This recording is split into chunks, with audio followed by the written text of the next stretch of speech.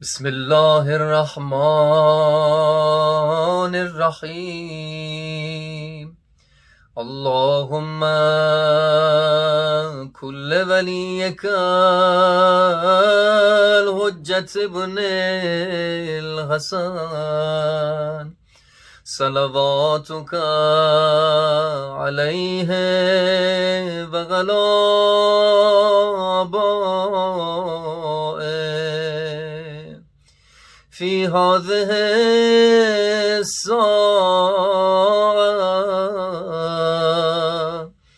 وفي كل ساعة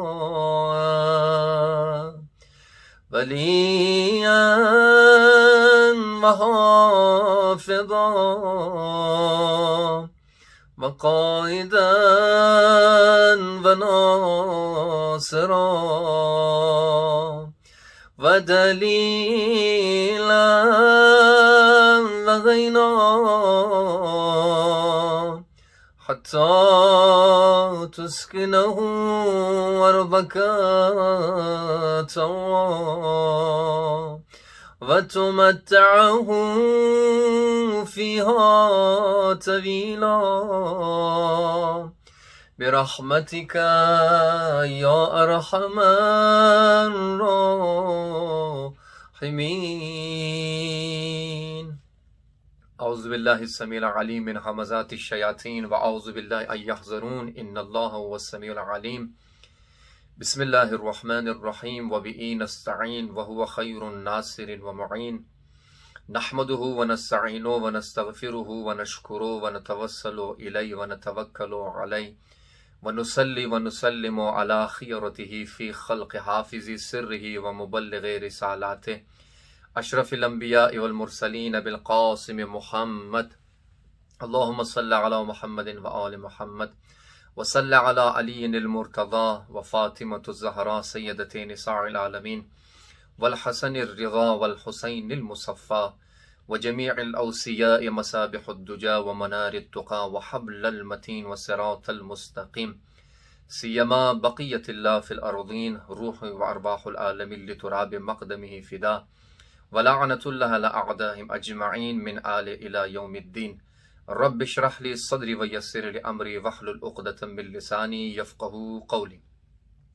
اما بعد قال سبحانہ وتعالی فی کتابہ المجید یا ایہا الذین آمنوا اتقوا اللہ وکونوا مع الصادقین صدق اللہ العلی العظیم.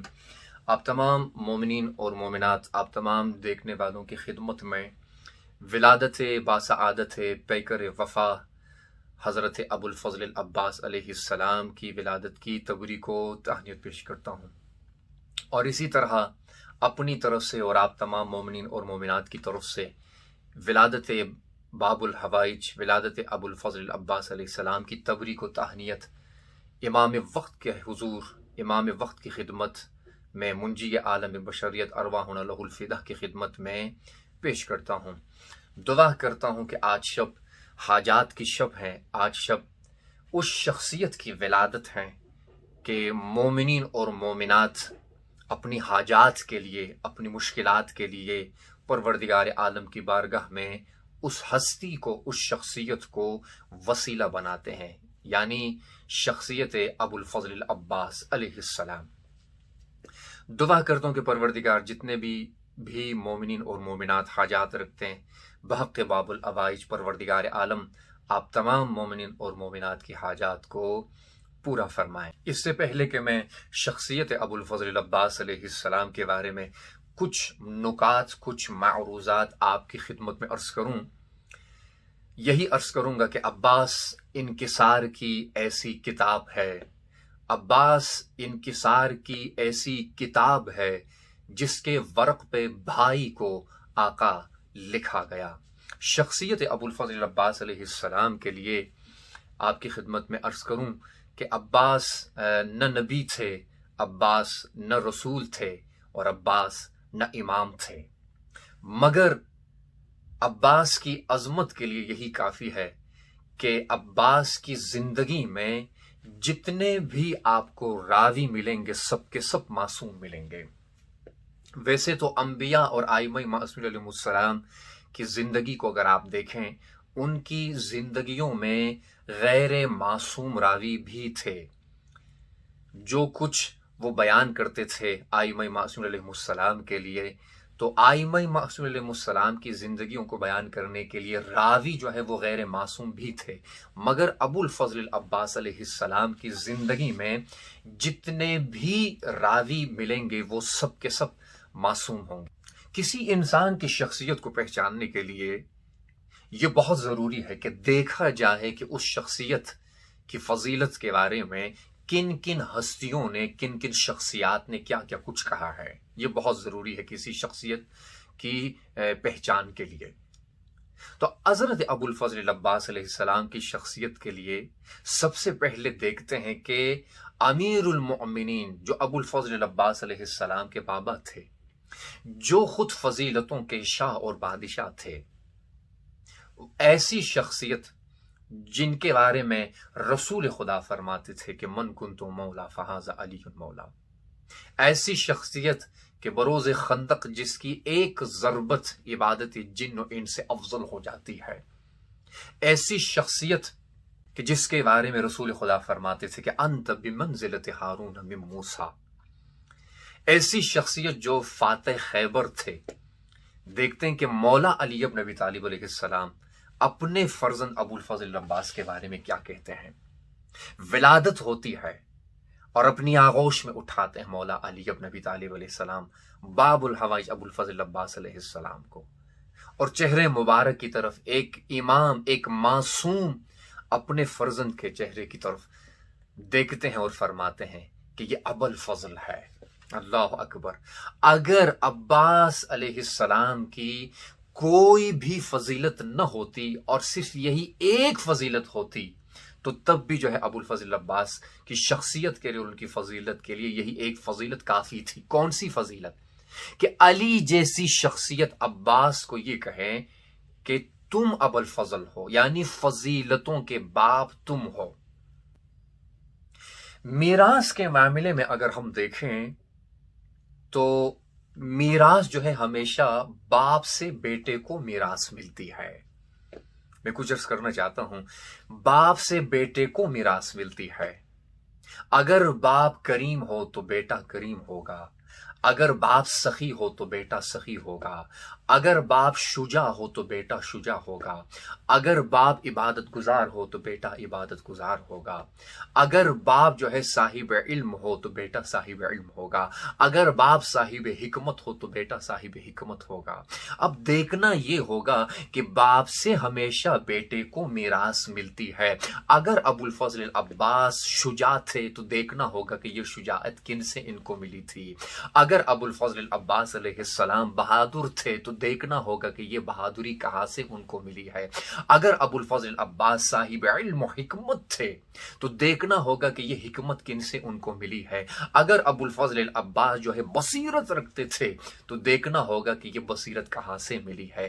یقیناً اگر عباس شجاع تھے تو یہ شجاعت امیر المؤمنین علیہ السلام سے میراث میں ملی تھی۔ اگر ابو الفضل العباس بہادر تھے تو یہ بہادری میراث میں علی بن ابی طالب علیہ السلام سے ابو الفضل العباس کو ملی تھی۔ کیونکہ حدیث میں بھی ہے کہ الولد سر لابی، بیٹا اپنے باپ کی سیرت کا آئینہ ہوتا ہے۔ ابو الفضل العباس علیہ السلام جو ہے جتنی صفات تھی ابو الفضل العباس علیہ السلام میں، ایسے ہی تو نہیں کہا مولا علی بن ابی طالب علیہ السلام نے کہ انت ابو الفضل، تم ابو الفضل ہو، فضیلتوں کے باپ تم ہو۔ یہ مولا علی بن ابی طالب علیہ السلام کا خطاب ہے اپنے فرزند کے لیے کہ تم ابو الفضل ہو۔ صاحب کتاب معانی السبتین نقل کرتے ہیں کہ حضرت زہرا سلام اللہ علیہا بروز محشر جب شفاعت کرے گی تو وسائل شفاعت حضرت زہرا میں سے ایک وسیلہ جو ہے یدان المقطوعتان العباس ہے، کہ ابو الفضل العباس کے دونوں کٹے ہوئے شانوں کو حضرت زہرا سلام اللہ علیہا اپنے چاہنے والوں کی شفاعت کے لیے وسیلہ قرار دے گی۔ یہ صاحب کتاب معانی السبتین نقل کرتے ہیں اس بات کو۔ آگے اگر ہم بڑھیں تو امام حسن مجتبی علیہ السلام اپنی سخاوت میں مشہور تھے بہت زیادہ. کریم اہل بیت جو ہے وہ امام حسن مجتبی علیہ السلام کو کہا جاتا ہے. یقیناً جب ابو الفضل عباس علیہ السلام کو امام حسن مجتبی علیہ السلام نے اپنی آغوش میں اٹھایا ہوگا تو وہ جو سخاوت کی صفت تھی ابو الفضل عباس میں وہ صفت سرایت کر گئی تھی. اس لیے ہم باب الحوائج بھی کہتے ہیں حضرت عباس کو اور سخی عباس بھی کہتے ہیں. یقیناً جو سخاوت ابو الفضل عباس علیہ السلام میں تھی وہ صفت آغوش امام حسن مجتبی علیہ السلام سے وہ صفت ابو الفضل عباس علیہ السلام کو ملی تھی. اور آگے بڑھتے ہیں. امام حسین علیہ السلام سید الشہداء وہ کہ جن کے بارے میں رسول خدا صلی اللہ علیہ وآلہ وسلم فرماتے تھے کہ حسین منی وانا من الحسین احب اللہ من احب حسین، پروردگار حسین مجھ سے ہے اور میں حسین سے ہوں. احب اللہ، خدایا تو بھی اس انسان سے محبت کر جو میرے حسین سے محبت کریں. رسول خدا صلی اللہ علیہ وآلہ وسلم جو ہے فرماتے تھے تیرا خون میرا خون، تیرا نفس میرا نفس. امام حسین علیہ السلام کے بارے میں فرماتے تھے.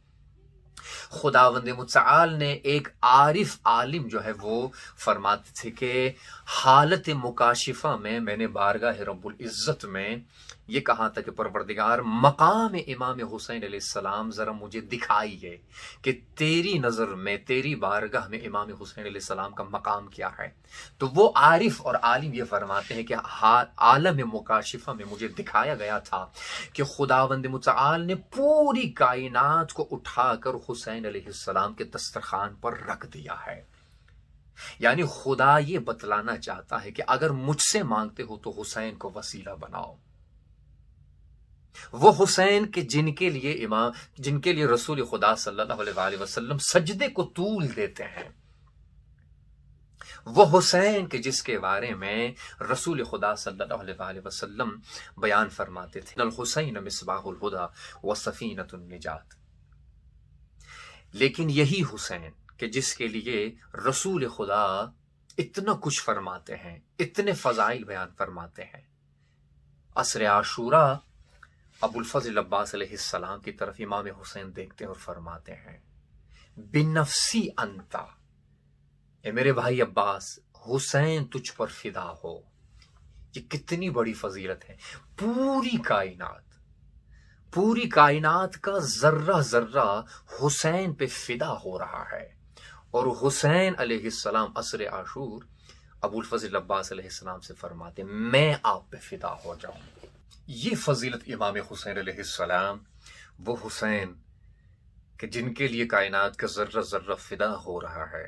عصر عاشور ابو الفضل عباس سے فرماتے ہیں بنفسی انتا، میرے بھائی عباس حسین تجھ پہ فدا ہو. یہ امام حسین علیہ السلام کی زبان سے ابو الفضل عباس علیہ السلام کی فضیلت ہے. اور آگے بڑھتے ہیں. امام علی ابن الحسین امام سجاد علیہ السلام فرماتے ہیں کہ اپنے اصحاب کے ساتھ تشریف فرما تھے. اچانک جو ہے حجرے میں ایک نوجوان جو ہے وہ حجرے میں داخل ہوا. تو امام سجاد علیہ السلام نے اپنے اصحاب کی طرف دیکھ کر فرمانے لگے کہ کیا تم سب جانتے ہو یہ نوجوان کون ہے؟ سب نے کہا ہم نہیں جانتے ہیں. بس یہی کہنا تھا. امام سجاد علیہ السلام کی آنکھوں سے آنسو نکل پڑے اور فرمانے لگے کہ یہ عبید اللہ ہے، میرے چاچا عباس کا بیٹا ہے عبید اللہ. اور ابو الفضل عباس علیہ السلام کی نسل جو ہے اسی بیٹے یعنی عبید اللہ سے نسل آگے بڑھی ہے. یہ پورا کا پورا گھرانہ جو ہے ادیب تھے، شاعر تھے. ام البنین سلام اللہ علیہ ابو الفضل عباس علیہ السلام کی والدہ گرامی، ان کے جو چاچا تھے وہ خود بہت بڑے ادیب تھے، خود بہت بڑے شاعر تھے. لہٰذا تاریخ میں اس پورے گھرانے کو ادیب گھرانے کے نام سے یاد کیا جاتا ہے. اور لکھتے ہیں کہ ابو الفضل عباس علیہ السلام کے انہی بیٹے سے عبید اللہ سے ابو الفضل عباس علیہ السلام کی نسل آگے بڑھی ہے. پھر امام سجاد علیہ السلام جب یہ فرماتے ہیں کہ یہ میرے چاچا عباس کا بیٹا ہے عبید اللہ، اور جانتے ہو کہ میرے چاچا عباس نے کیا کیا تھا میدان کربلا میں، فَلَقَدْ أَثَرَ وَأَبْلَى وَفَدَى أَخَاهُ بِنَفْسِهِ، میرے چاچا عباس کے پاس جو کچھ بھی تھا اپنے نفس کو، اپنی جان کو، اپنی زندگی کو میرے بابا حسین پر جو ہے میرے چاچا عباس نے فدا کیا۔ اس طرح امام سجاد علیہ السلام جو ہے تعریف کرتے ہیں ابو الفضل عباس علیہ السلام کی اپنے اصحاب کے سامنے کہ پہچانو یہ کس کا بیٹا ہے۔ ایک امام معصوم ابو الفضل عباس علیہ السلام کے بارے میں یہ فرماتے ہیں فَلَقَدْ أَثَرَ وَأَبْلَى وَفَدَى أَخَاهُ بِنَفْسِهِ، جو کچھ بھی تھا سب کچھ فدا کر دیا۔ پھر یہ جملہ کہہ کر امام سجاد علیہ السلام جو ہیں ایک میڈل دیتے ہیں اپنے چاچا عباس کو۔ ویسے تو امام زادوں کے بارے میں جو آئمہ معصومین علیہ السلام کی نسل سے امام زادے ہیں ان کے بارے میں بہت کچھ آیا ہے، لیکن جو جملہ امام سجاد علیہ السلام حضرت ابو الفضل عباس علیہ السلام کے لیے فرماتے ہیں واقعاً اس سے جو ہے اندازہ لگایا جا سکتا ہے کہ غازی عباس علیہ السلام کا مقام کیا تھا، اور وہ میڈل کیا تھا کہ امام علی بن الحسین امام سجاد علیہ السلام ابو الفضل عباس علیہ السلام کو پیش کرتے۔ وہ کیا ہے؟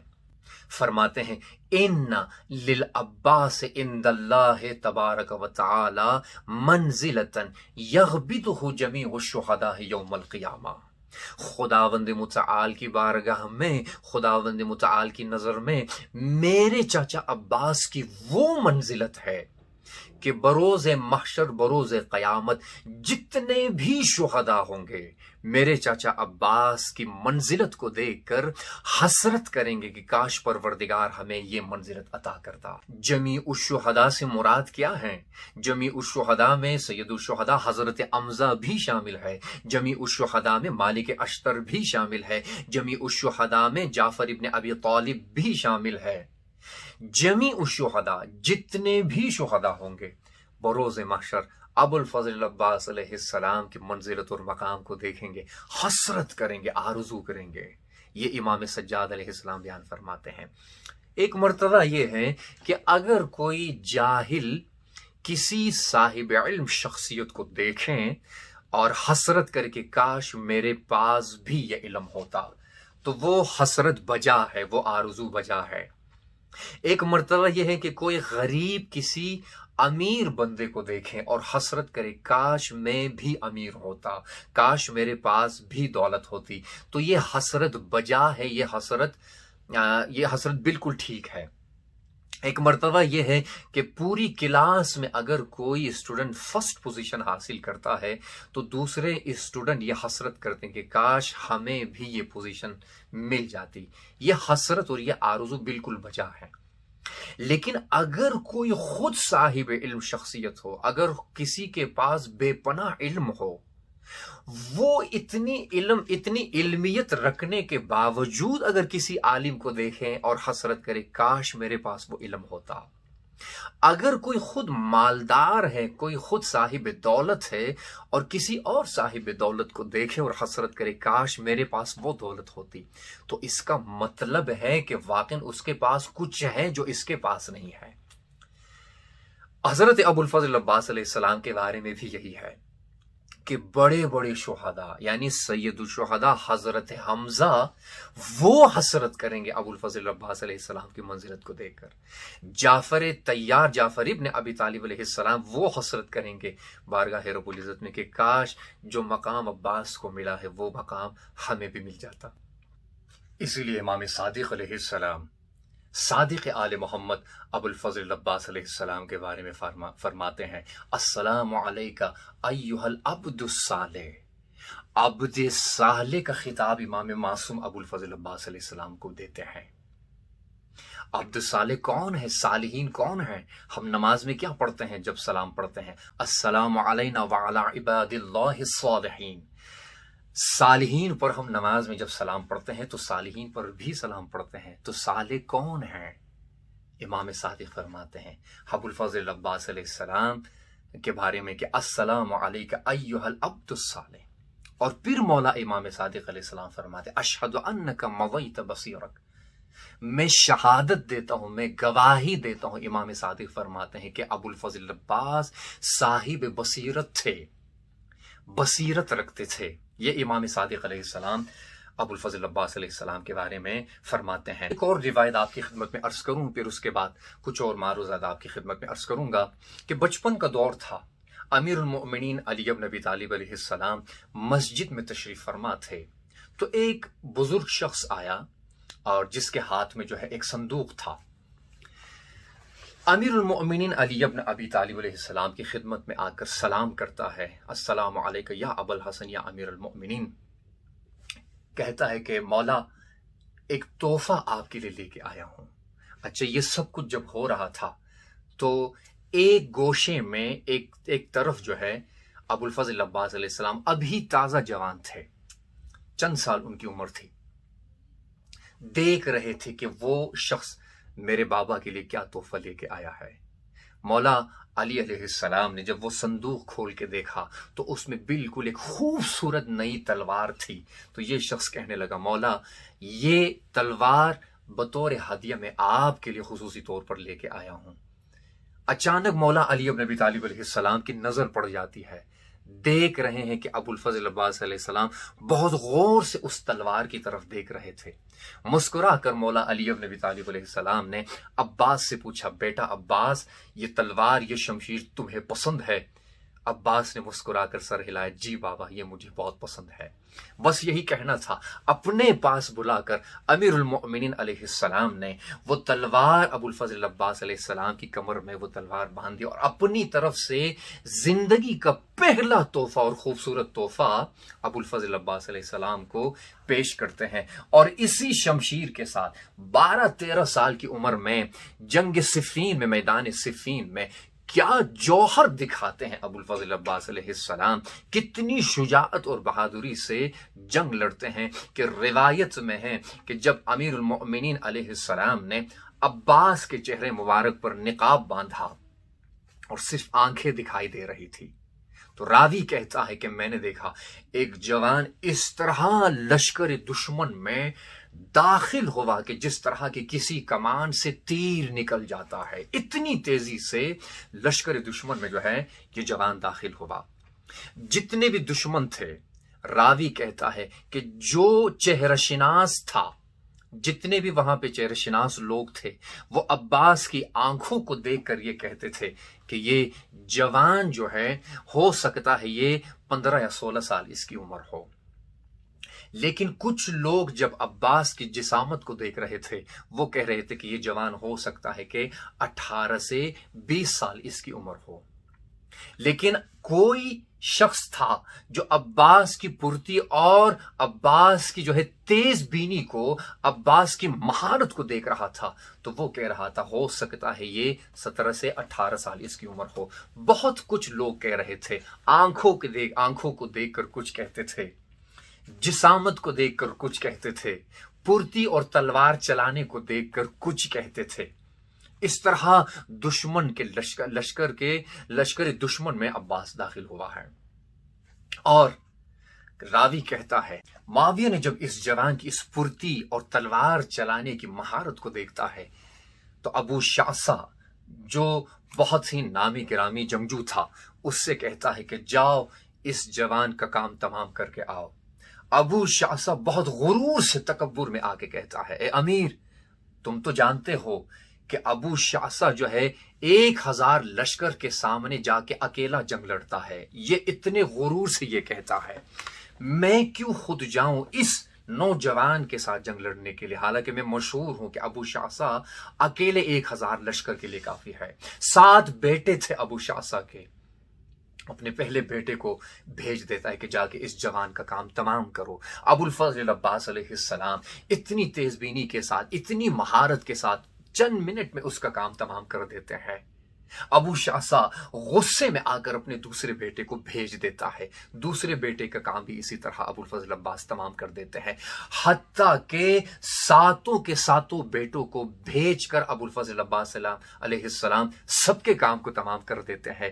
اتنا غصہ آتا ہے ابو شعثہ کو، کہتا ہے کہ اب میں اس جوان کا کام تمام کروں گا۔ غصے سے آ کر میدان میں داخل ہوتا ہے۔ پہلے تو روایت میں ہے کہ ابو الفضل عباس علیہ السلام اتنا ابو شعثہ کو گھماتے ہیں کہ وہ شخص تھک جاتا ہے، اس کے بعد تلوار سے ابو الفضل عباس حملہ کرتے ہیں، اور وہ ابو شعثہ جو غرور اور تکبر کے ساتھ کہتا تھا کہ ابو شعثہ کے لیے 1000 کا لشکر کافی ہے اور میں اکیلا کافی ہوں، اس ابو شعثہ کا کام بڑی ہوشیاری کے ساتھ ابوالفضل عباس علیہ السلام تمام کر دیتے ہیں۔ نہ صرف مولا علی بن ابی طالب علیہ السلام کا جو لشکر تھا وہ تعریف کر رہے تھے، بلکہ لشکر دشمن سے بھی احسن التحسین کی آوازیں آنے لگی تھی۔ اور یہ کام تمام کر کے ابوالفضل عباس علیہ السلام جب واپس لوٹتے، ابھی تک کسی نے نہیں پہچانا کہ یہ نوجوان کون تھا۔ آتے ہی امیر المؤمنین علیہ السلام نے چہرے عباس سے خود اپنے ہاتھوں سے نقاب عباس کو ہٹا دیتے ہیں، تو سب حیران رہ جاتے ہیں کہ یہ ابوالفضل تھے، یہ حضرت عباس تھے کہ جو اتنی مہارت اور ہوشیاری کے ساتھ میدان میں جنگ لڑ رہے تھے۔ تو حضرات، میری گفتگو کا آج یہ پہلا پہلو تھا کہ فضائل ابوالفضل عباس علیہ السلام جو باب الحوائج ہے، کہ آئمہ معصومین علیہ السلام نے ابوالفضل عباس کی شخصیت کے لیے اور ان کی فضیلت اور ان کے فضائل کے لیے کیا کہا ہے۔ دوسرا پہلو میری گفتگو کا جو ہے ابوالفضل عباس علیہ السلام کی سیرت ہے۔ صرف فضیلت و فضائل گوئی نہ ہو، بلکہ پیغام بھی ہونا چاہیے کہ عباس اگر عباس بنے تھے تو وجہ کیا تھی، کون سی ایسی صفات تھی عباس میں، کون سی ایسی خوبیاں تھی کہ جس کی وجہ سے عباس جو ہے ابوالفضل عباس بنے تھے۔ 1400 سال کے بعد بھی ابوالفضل عباس علیہ السلام ایک نور منور کی طرح پوری تاریخ اسلام میں روشن و نمایاں ہے۔ وجہ کیا تھی، کیا صفات ابوالفضل عباس علیہ السلام میں، اور عباس کیسے اس مقام تک پہنچے؟ آئیے خود زبان عباس سے ہم سنتے کہ عباس کس طرح اس درجے پر پہنچے تھے، اور اس کا جواب عصر عاشور ہے، جب شمشیر لے کر میدان کی طرف جاتے ہیں تو رجس پڑھتے ہیں ابوالفضل عباس علیہ السلام، اور اس رجس میں، اس شعر میں ابوالفضل عباس علیہ السلام اپنی پہچان کرواتے ہیں کہ میں کون ہوں اور میں کس لیے یہاں پہ آیا ہوں۔ اور وہ اعلان کیا تھا، وہ رجس کیا تھی؟ فرماتے ہیں واللہ ان قطعتم یمینی انی احامی ابدا عن دینی، خدا کی قسم اگر مجھ عباس کے دونوں بازوؤں کو تم کاٹ ہی کیوں نہ دو، میں نے دین کا دامن نہیں چھوڑنا ہے۔ اس شعر سے آپ اندازہ لگا سکتے ہیں کہ عباس کی شخصیت کیسی شخصیت تھی، عباس کیسے عباس بنے تھے۔ میرے دونوں شانوں کو کاٹ ہی کیوں نہ دو، میں نے دین کا دامن نہیں چھوڑنا ہے۔ عباس اگر آج عباس ہے تو دین کا دامن نہ چھوڑنے کی وجہ سے عباس عباس ہے۔ یہ دین کون ہے، یہ دین کیا ہے؟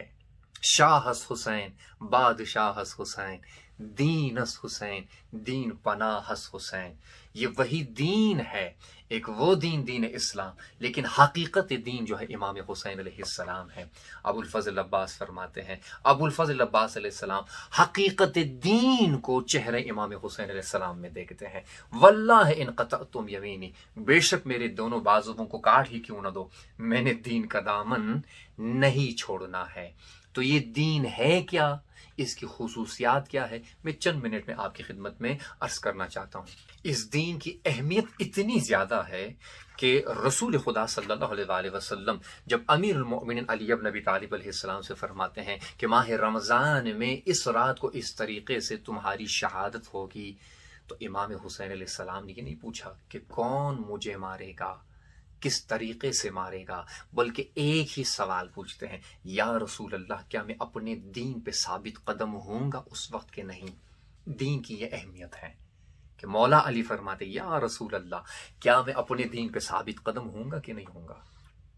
تو اس دین کی خصوصیات کیا ہے، شرائط کیا ہے، اور قرآن کی روشنی میں جو ہے اس دین کی کیا تعریف ہوئی ہے، اور ان حالات میں واقعاً دین کو سنبھالنا کوئی آسان کام نہیں ہے۔ ان حالات میں دین کا دامن پکڑ کر زندگی گزارنا یہ کوئی آسان کام نہیں ہے۔ اسی لیے امام صادق علیہ السلام نے فرمایا تھا کہ ایک وقت ایسا آئے گا کہ ہر شخص کو اپنے دین کی حفاظت کے لیے جو ہے وہ خطرہ محسوس ہوگا، تو امام صادق علیہ السلام نے فرمایا تھا کہ اگر تم یہ خطرہ محسوس کرو کہ میں اپنے دین کی کس طرح حفاظت کروں، اور خطرہ ہو تمہیں کہ میں کہیں بے دین نہ ہو جاؤ، تو ہمیشہ دعائے غریق کو پڑھا کرو۔ وہ دعائے غریق کیا ہے؟ اکثر ہم جب نماز کی آخری رکعت میں آخری سجدے میں پڑھتے ہیں، یا اللہ ہو، یا رحمان ہو، یا رحیم، یا مقلب القلوب ثبت قلبی علی دینک۔ اس دعا میں اسماء اعظم ہے، پروردگار عالم کے اسماء کو ہم وسیلہ قرار دیتے ہیں اور خدا کی بارگاہ میں دعا کرتے ہیں کہ پروردگار ہمیں توفیق دے کہ ہمارے ہاتھوں سے دین کا دامن نہ چھوٹ جائے۔ جس دین کے بارے میں ابو الفضل عباس علیہ السلام فرماتے ہیں کہ میں نے دین کا دامن نہیں چھوڑنا ہے، قرآن اس دین کی چند خصوصیات بیان کرتا ہے۔ پہلی خصوصیت اس دین کا فطرتی ہونا، انسان کی فطرت میں اس دین کا ہونا۔ قرآن کہتا ہے فَأَقِمْ وَجْهَكَ لِلدِّينِ حَنِيفًا فِطْرَةَ اللَّهِ الَّتِي فَطَرَ النَّاسَ عَلَيْهَا۔ اس دین کو پروردگار عالم نے انسان کی فطرت میں رکھا ہے، یہ اس دین کی پہلی خصوصیت۔ دوسری خصوصیت اس دین کی قرآن کی روشنی میں کہ یہ دین مضبوط ہے، محکم ہے۔ ذالک دین القیم، قرآن جو ہے دوسری خصوصیت دین کے بارے میں کہتا ہے ذالک دین القیم۔ نمبر 3، تیسری خصوصیت اس دین کی ہے کہ یہ دین اسلام باقی تمام ادیان سے جو ہے مکمل اور پسندیدہ دین ہے، بہترین دین ہے، مکمل دین ہے۔ اسی لیے قرآن نے کہا الیوم اکملت لکم دینکم، یہ دین مکمل دین ہے۔ تیسری خصوصیت۔ چوتھی خصوصیت، اس دین میں کوئی جبر و اجبار نہیں ہے، لا اکراہ فی الدین۔ پانچویں خصوصیت اس دین کی ہے وما جعل علیکم فی الدین من حرج، اس دین میں کوئی تکلیف و زحمت خدا نے نہیں رکھی ہے۔ یہ 5 خصوصیات ہیں کہ دین کے بارے میں قرآن جو ہے یہ 5 خصوصیات بیان کرتا ہے۔ جوانوں کو ہم پیغام دینا چاہتے ہیں کہ کبھی بھی دین کے معاملے میں سستی نہ کریں، کبھی بھی جو ہے شرعی مسائل کے بارے میں سستی نہ کریں۔ انسان جب اپنے آپ کو مسلمان کہتا ہے اور دوسری طرف سے اہل بیت علیہم السلام کا محب کہتا ہے، تو اس کے اوپر واجب ہے کہ وہ اپنے دین کو صحیح معنوں میں سمجھیں، اپنی شریعت کو سمجھے، مسائل کو سمجھے، مسائل فقہی کو سمجھے۔ ایک شخص تھا، امام باقر علیہ السلام کی خدمت میں آیا تھا، بوڑھا شخص تھا، اور آ کر امام باقر علیہ السلام کی خدمت میں عرض کرتا ہے یبن رسول اللہ، میری عمر گزر چکی ہے، میں صرف اس وجہ سے آپ کی خدمت میں آیا ہوں تاکہ اپنے دین کے بارے میں آپ کو کہوں اور آپ بتائیں کہ کیا میں اپنے دین پہ ثابت قدم ہوں، کیا میں جس دین پہ اور جس عقیدے پہ چل رہا ہوں کیا میرا یہ عقیدہ ٹھیک ہے۔ یہ امام باقر علیہ السلام سے یہ بوڑھا شخص کہتا ہے انی لأحبکم وأحب من یحبکم، میں آپ سے محبت کرتا ہوں اور جو بھی آپ سے محبت کرے میں اس سے بھی محبت کرتا ہوں۔ یہ وہی جملہ ہے انی سلم لمن سالمکم وحرب لمن حاربکم، یہ پہلا عقیدہ تھا۔ دوسرا عقیدہ یہ بوڑھا شخص کہتا ہے انی لأحل حلالکم وأحرم حرامکم، مولا جس چیز کو آپ نے حلال قرار دیا ہے حلال سمجھتا ہوں، اور جس چیز کو آپ نے حرام قرار دیا ہے اس کو حرام سمجھتا ہوں۔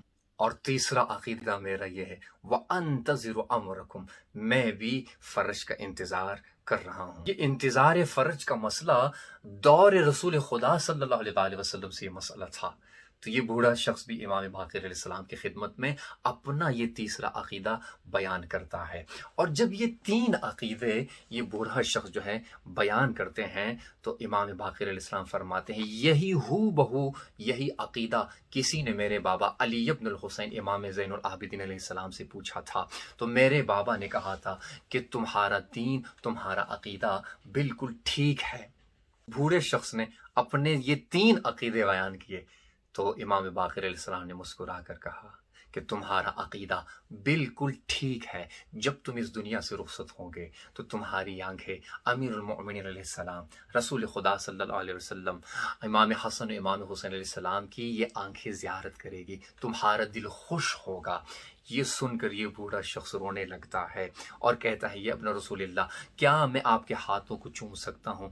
امام باقر علیہ السلام کے ہاتھوں کو چوم کر یہ بوڑھا شخص اجازت لیتا ہے۔ جب جانے لگتا ہے تو امام باقر علیہ السلام نے کہا اگر کسی نے اس دنیا میں ہی کسی جنتی شخص کو دیکھنا ہو تو وہ دیکھو ایک جنتی شخص جا رہا ہے۔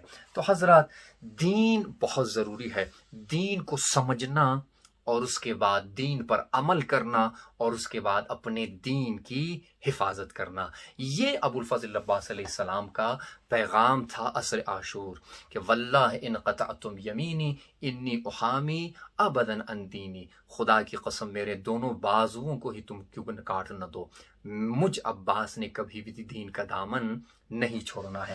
ہم محب ابو الفضل عباس علیہ السلام ہیں، ہمیں ہر حال میں دین کو اہمیت دینی چاہیے۔ تعلق اس مذہب سے ہے کہ ہمارے آئمہ معصومین علیہ السلام نے اس دین کے لیے اپنا سب کچھ قربان کر دیا، نماز کے لیے، عبادات کے لیے، خدا کی رضا کے لیے اپنا سب کچھ قربان کر دیا۔